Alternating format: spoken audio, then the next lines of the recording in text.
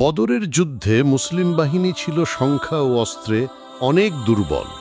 ঠিক সেই সময়ে নবী মুহাম্মদ সাল্লাল্লাহু আলাইহি ওয়াসাল্লাম সাহাবীদের সামনে জান্নাতের প্রতিশ্রুতি শোনালেন। তিনি বললেন, যে আজ ধৈর্য ধরে আল্লাহর পথে যুদ্ধ করবে তার জন্য জান্নাত নিশ্চিত। এই কথা শোনা মাত্রই উমাইর ইবন হামাম রাদিয়াল্লাহু এর মুখ থেকে বেরিয়ে গেল, বাহ, কত সুন্দর! জান্নাতের জন্য শুধু এই যুদ্ধ? তিনি তখন হাতে এক মুঠো খেজুর ধরেছিলেন, খাওয়া শুরু করলেন। তারপর নিজেই বললেন, আমি যদি এই খেজুর শেষ করি তাহলে তো জান্নাত পাওয়ার জন্য অনেক সময় নষ্ট হবে।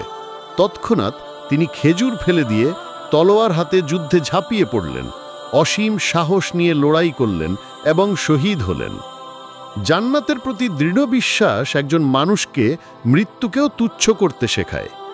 ঈমান, ত্যাগ ও সাহস একসাথে হলে মানুষ অসম্ভবকে সম্ভব করতে পারে। ভিডিও ভালো লাগলে সাবস্ক্রাইব করুন এবং লাইক ও কমেন্টস করুন এবং সবার সাথে শেয়ার করুন। আল্লাহ হাফেজ।